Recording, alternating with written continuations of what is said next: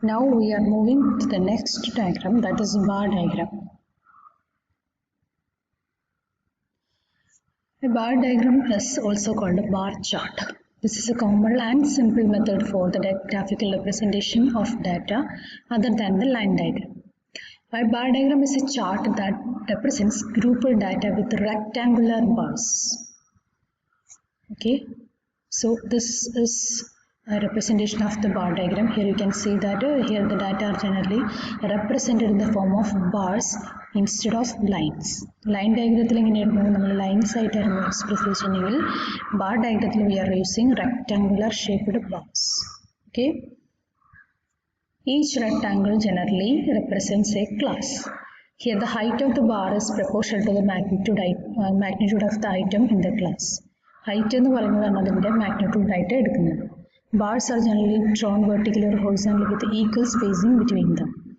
Okay, here you can see that this height represents the magnitude, and this is the class intervals, and the class intervals are equally spaced. Here you can see that 1 year difference is found in between this the variable which is taken in this x-axis. ഇവിടെ 2006 മുതൽ 2013 വരെയുള്ള ഒരു ഡാറ്റയാണ് എടുത്തിട്ടുള്ളത്. നിങ്ങൾക്ക് അറിയാൻ പറ്റും ഒരു വർഷത്തെ ക്ലാസ് ഇന്റർവൽ അല്ലെങ്കിൽ ഡിഫറൻസ് ആണ് നിങ്ങൾക്ക് ഓരോ ബാർ ഡയഗ്രാമും തമ്മിൽ കാണാൻ പറ്റും. അപ്പോൾ so here it is equally spacing ആണ് ഇവിടെ ഉള്ളത്.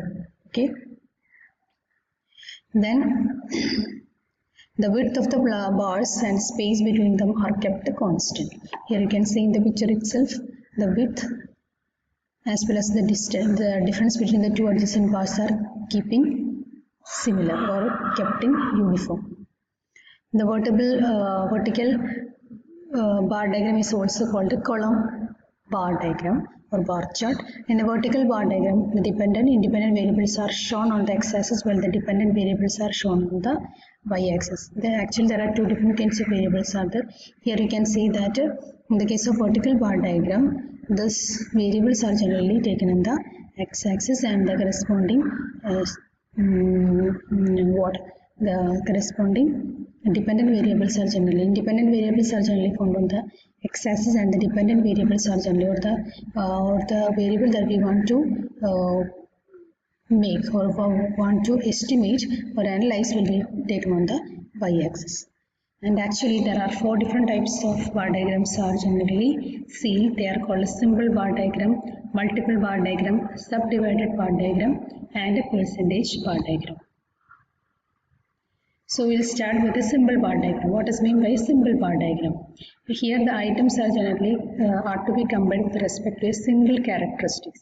Symbol bar diagram ഉണ്ടെങ്കിൽ ഏതെങ്കിലും ഒരു ക്യാരക്ടർ വെച്ചിട്ട് മാത്രം നമ്മൾ ഒരു ബാർ ഡയഗ്രത്തിനെ റെപ്രസെന്റ് ചെയ്യുകയാണെന്ന് we will call it as symbol bar diagram. And this symbol bar diagram may be vertical or horizontal. Horizontal എന്ന് പറഞ്ഞാൽ ഇങ്ങോട്ട് ഈ ബാർ ഡയഗ്രാം ഇപ്പോൾ ഇത് vertical bar diagram ആണ്. Horizontal എന്ന് പറഞ്ഞാൽ we can see that here also the bars may be arising from this y-axis. ഇങ്ങനെ horizontal ആയിട്ട് റെപ്രസെന്റ് ചെയ്യുന്നതിനെയാണ് നമ്മൾ horizontal bar diagram പറയുന്നത്. So symbol bar diagram can be expressed both in vertical as well as in the horizontal forms. Here you can see that this is an example of a symbol bar diagram. Here we are drawing a symbol bar diagram using the following data: year and the percentage of pass students. 2016 ആണെങ്കിൽ 75 students ആണ്, 2017 ആണെങ്കിൽ 79 students ആണ്, 2008 ആണെങ്കിൽ 83 students. ഇങ്ങനെ ഇതിൽ മാർക്കിൻ്റെ percentage വെച്ചിട്ട് നമ്മൾ ആ ഒരു സിംഗിൾ ക്യാരക്ടറിസ്റ്റിക് ഫീച്ചർ വെച്ചിട്ട് നമ്മൾ ഒരു ബാർ ഡയഗ്രം വരയ്ക്കുകയാണെന്നുവെച്ചെങ്കിൽ we will call it as simple bar diagram. അപ്പോൾ ഇതിൽ നമുക്ക് പറയാൻ പറ്റും ഈ ബാർ ഡയഗ്രത്തിൽ ബാറിൻ്റെ വിഡ്ത്തും അതുപോലെ 2 ക്ലാസ് ഇൻ്റർവൽസ് 2 ബാർസും തമ്മിലുള്ള സ്പേസിംഗ് ഒക്കെ എന്ന് പറഞ്ഞെങ്കിൽ ഈക്വൽ ആണ്. Okay, so this is called a simple bar diagram. Then subdivided bar diagram. This is also called a component bar diagram. This is called a subdivided. ഒരു simple ബാറിനെ തന്നെ നമ്മൾ പല regions ആയിട്ട് ഇങ്ങനെ സബ്ഡിവൈഡ് ചെയ്തെടുക്കുക. ഇതിനെയാണ് നമ്മൾ എന്ത് പറയുന്നത്, subdivided bar diagram. This is also called a component bar diagram. Here the individual bar is getting subdivided into various parts or compartments. The size of various compartment is proportional to the magnitude of the variable. and different colors or shades are generally used for distinguishing the compartment of the bar. The distance between the bar and the width of the bar is kept constant. Here you can see that ഇപ്പോൾ നിങ്ങൾ കാണാൻ പറ്റും ഇതിൽ ശരിക്കും 4 വേരിയബിളാണ് എടുത്തിട്ടുള്ളത്. Zoology, botany, chemistry, physics. ഈ 4 variable എടുത്തിട്ട് ഓരോ നമ്പർ ഓഫ് സ്റ്റുഡൻസിന് കിട്ടിയിട്ടുള്ള മാർക്കിൻ്റെ ഡിസ്ട്രിബ്യൂഷൻ ആണെന്നുവെച്ചെങ്കിൽ നമുക്ക് 2001 ഫിസിക്സിൽ കിട്ടിയിട്ടുള്ള ഏകദേശം നമ്പർ ഓഫ് സ്റ്റുഡൻസിന് എത്ര number of students 2001 number of students, number of science graduate students in the colleges given below. Physics 2001 2002 2003 2004 ഫിസിക്സിൽ കിട്ടിയിട്ടുള്ള മാർക്കുകളെ നമ്മൾ റെപ്രസെൻറ്റ് ചെയ്തിട്ടുണ്ട്. അതുപോലെ കെമിസ്ട്രിയിൽ കിട്ടിയിട്ടുള്ള മാർക്കുകളെ റെപ്രസെൻറ്റ് ചെയ്തിട്ടുണ്ട്. ബോട്ടണിയിൽ കിട്ടിയിട്ടുള്ള മാർക്കുകളെ റെപ്രസെൻറ്റ് ചെയ്തിട്ടുണ്ട്. സുവോളജിയിൽ ഈ 4 വർഷത്തും കിട്ടിയിട്ടുള്ള മാർക്കുകളാണ് നമ്മൾ ഈ subdivided bar diagram represent ചെയ്തിട്ടുള്ളത്. You can see that this is this 2001 കിട്ടിയിട്ടുള്ളത് 45 ആണ്, 2002 43, then 40, 45. So here we can make a comparison of this particular variable. This is the case of chemistry, and this is the case of botany, and this is the case of zoology. Here we can represent the graduate science mark in the science students during the academic year 2001 to 2004. So this is called a subdivided. ഇപ്പോൾ ഓരോ വേരിയബിളിൽ നമ്മൾ different colours കൊടുത്തിട്ട് easy ആയിട്ട് നമുക്ക് എന്ത് ചെയ്യാൻ പറ്റും, കമ്പയർ ചെയ്യാൻ പറ്റും. This is called a subdivided bar diagram. Then called a multiple bar diagram. Here this, as the name indicates, the multiple bar diagram generally consisting of 2 or more bars which is arranged side by side. ഇതെടുത്ത് നോക്കുകയാണെന്ന് വെച്ച് കഴിഞ്ഞാൽ കണ്ടില്ലേ, ഇപ്പം I will show you with an example. This is a bar diagram. We need to draw a bar diagram, multiple bar diagram by using the following data. That is pass percentage of different subject in 5 years.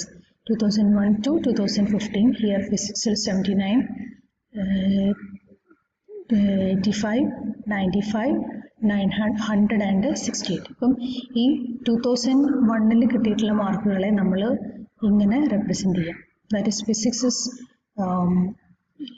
blue, chemistry is red, and mathematics is green. This is represented as one multiple bar. Then here another bar. This is another bar, and this is another bar, and this is. ഇങ്ങനെ ഒരു 2011 different സബ്ജക്റ്റുകളുടെ മാർക്കുകളെ ഒറ്റ ക്ലാസ്സിൽ involve ചെയ്യിക്കുക.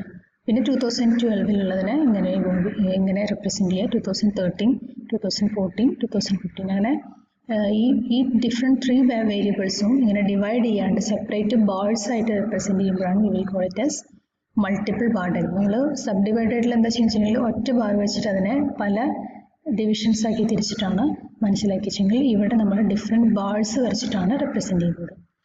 Here this will allow the comparison of multiple set of variables comparison.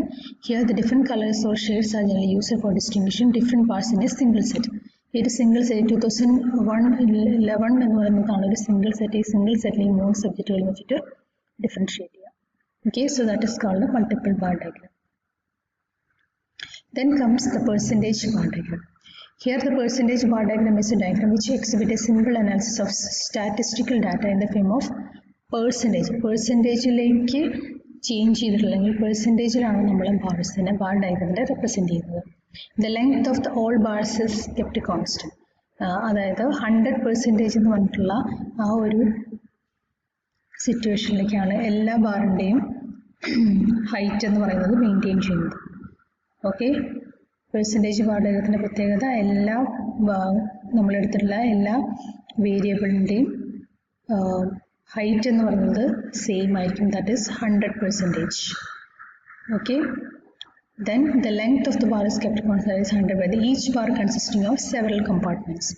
ഇവിടെ ഓരോ ബാറിനെയും നമ്മൾ പല പല കമ്പാർട്ട്മെൻറ്റ്സ് ആക്കിയിട്ട് തിരിക്കുന്നു. Size of each compartment of bar corresponding to the percentage of that particular component with respect to the total. അപ്പം ഇതെന്ന് പറയുന്നത് ഇങ്ങനെ എടുത്ത് നോക്കുകയാണെന്നുവെച്ചെങ്കിൽ ഈ ഫിസിക്സിൻ്റെ ഇപ്പം I will show you with an example. Each colour, അതായത് ഇപ്പം ഇതിൽ 2 കളേഴ്സ് യൂസ് ചെയ്യണമെങ്കിൽ ഒന്ന് മെയിലും ഒന്ന് ഫീമെയിലും ആണ്.